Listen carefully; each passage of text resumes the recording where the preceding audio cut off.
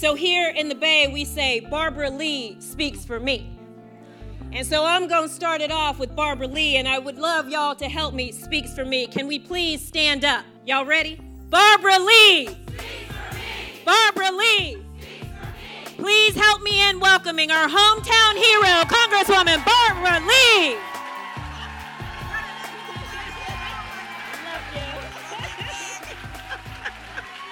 Wow!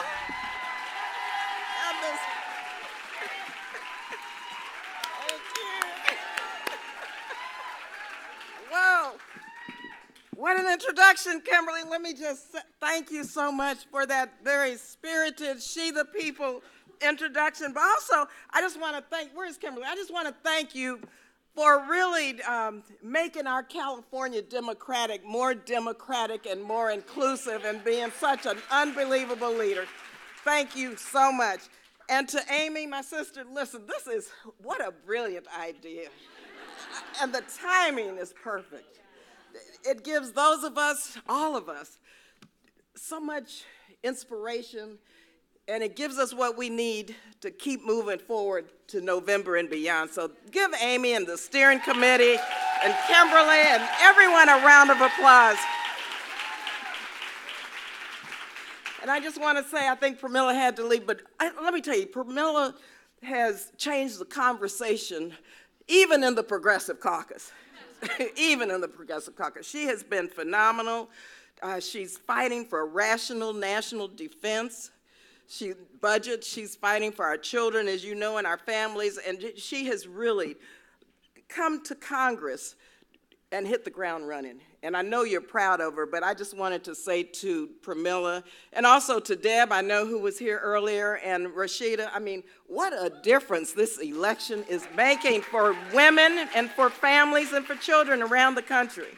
So thank you all very much for inviting them today, but also for supporting them. And as Pramila said, we have so many phenomenal women running for the House of Representatives this year. So the power of women of color will help regain the soul of America. I am convinced of that. I am convinced of that. We're the backbones of our families and the foundation of our communities. And so not only are we smart, we do the work. The work of organizing, the work of activism, the work of running for office. So we are the face of this country, and we hold the power to enact change. All of you do, all of us do. Now, I was asked to speak today about courage and leadership. I can think of no greater example of courage than the late, great Shirley Chisholm.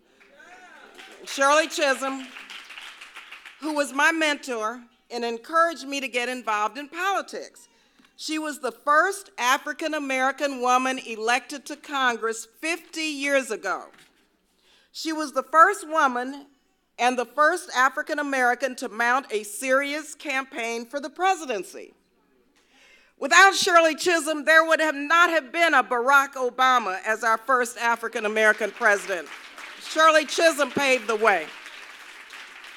Or Barbara Lee is the first African-American woman from Northern California elected to the California Assembly, Senate, and Congress. It wouldn't be. Shirley used to say, if they don't give you a seat at the table, bring a folding chair. Well, we have brought our chairs and we are here to stay. It takes courage to break down racist and sexist barriers in politics. But guess what? Women of color are, and you know this, the most courageous people in the country. We are, and you know that. And so we must demand a seat at the table and stay there. Now, Kimberly mentioned cheerleading. I learned this lesson early on in terms of social justice, in terms of racial justice, as a teenager at San Fernando High School. Like many California girls, I wanted to be a cheerleader. But to be a cheerleader at San Fernando High School, you had to try out before a small selection committee. And the selection committee made sure that every cheerleader had blonde hair and blue eyes. And you see, that's not me. I remember thinking, now this is wrong. Young women, and I was 14 then, young women of color have just as much pride, talent, and ability as white girls. And we have a lot of soul. So I did what I knew in my heart was to be right. I stood up to the leadership of our school and demanded that the selection committee be disbanded. I went to the NAACP. By then, I think I was 14 and a half, 15. I went to the NAACP, this outside-inside strategy, that's how I learned. To help pressure the school to change the process. And it worked. We got a fair process for girls to try out before the student body. So I tried out, and I won.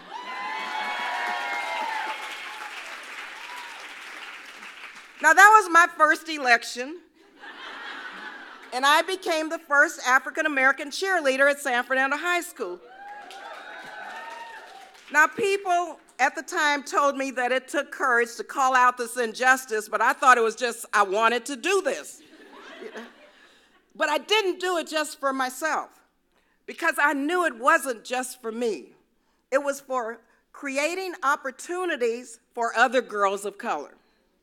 And that year, when I became cheerleader, we also elected our first Asian American cheerleader at San Fernando High, Jeannie Tanaka. That happened that first year. And then a Latina was elected. So that's what women of color do. We open doors so other women can walk through. That's what we do. But that lesson stayed with me when I went to school at Mills College, my undergraduate college, just across the bay. I was a young single mom on public assistance and food stamps at the time. I was active in the community, serving as president of the Black Student Union, volunteering with the Black Panther Party, Wakanda Forever, yes, and raising two phenomenal little boys, grown men now. My professor in our government class assigned us to do field work on a presidential campaign. It was George McGovern, Hubert Humphrey, and Ed Muskie. They were the candidates. And my mind was already made up. I was going to flunk this class. No way was I going to work for any of them. I never flunked a class in my life, but those men didn't represent the issues important to me as a Black single mother. Issues like childcare, public education, universal health care, and ending poverty. And then I met Shirley Chisholm. I invited Shirley Chisholm to Mills to address the BSU as the first African-American woman elected to Congress. Of course, I had no idea until she said it during her speech that she was, in fact, running for president. I couldn't believe it. Now, this was a candidate I could believe in. She was a champion for children and struggling families. She spoke fluent Spanish. She fought for the rights of immigrants. She stood up against racism and sexism and xenophobia. She opposed the war in Vietnam. She was doing what she knew to be right. And regardless of the criticism, and she took a lot. She was bold, she was courageous, and she was unbought and unbossed. That was Shirley Chisholm. As soon as she finished her speech, I rushed to her and told her about my assignment and offered to do anything I could to help her campaign. She told me she needed help in organizing in California. But when she asked me if I was registered to vote, I admitted that I was not.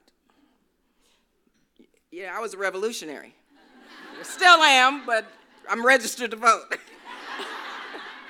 She was not pleased. She looked at me with a look that I will never forget. And she said, little girl, and I was in my 20s by then with these two little kids, but she still said, little girl, you can't change the system if you're on the outside just looking in. You've got to register to vote. So I registered to vote. I organized the Northern California campaign from my class at Mills College. I got an A in the class and went on to the convention in Miami as a Shirley Chisholm delegate. The rest is history, okay? That's what one woman did. So check this. I am the 20th African American woman elected to Congress since the first Congress in 1791. Isn't that a shame? The 20th. But because of you, more African American women and women of color will soon be in Congress next year to be our representative of she the people. More, many more. We will mark in November the 50th anniversary of Shirley Chisholm's courageous and historic election to Congress. Before Hillary Clinton ran for president, or Barack Obama ran for president, or the Reverend Jesse Jackson ran for president, there was Shirley Chisholm, okay? And when Shirley Chisholm ran for president, she started a movement that is still reverberating today in this very room. She showed us what was possible. She showed us what true courage and leadership was all about, because she understood something very fundamental, and that is that the laws and the rules of this country have stacked the deck against women and people of color. They were written to keep us down.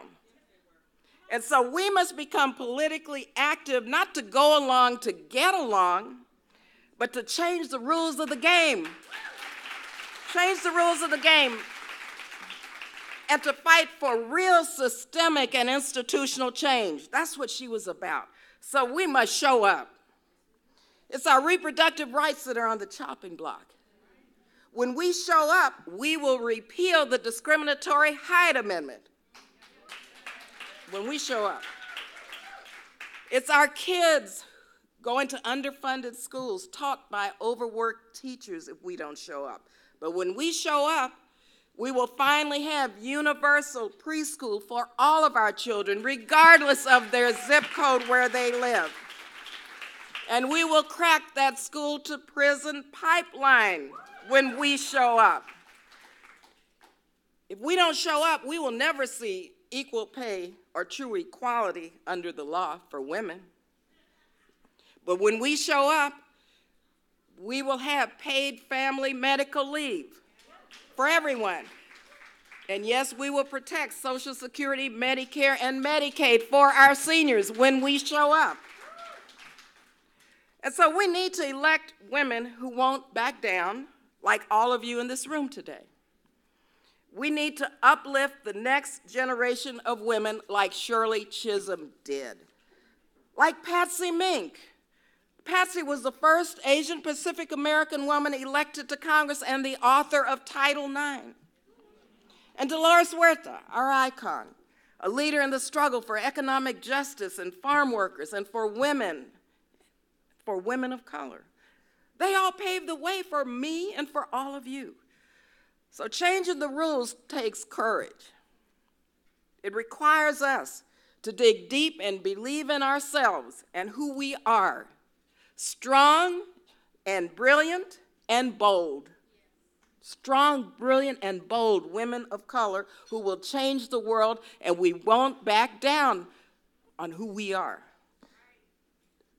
You have the courage of your convictions, and you all are paving the way for the next generation of girls who will see themselves in you. This is generational. You are changing the face of politics and policy. You are changing the world. And so I want to thank you for being here today. And I want to thank you all for your courage and thank you for your leadership, because make no mistake, women of color, we are the blue wave. We are the blue wave. So take pride in that. Know your power. And come November, if we do our work, the world will see us and our power. They'll see our power like they've never seen it before. So thank you all. Thank you, Amy, again. Thank you, She the People. And as we say in my district, stay woke. Stay woke.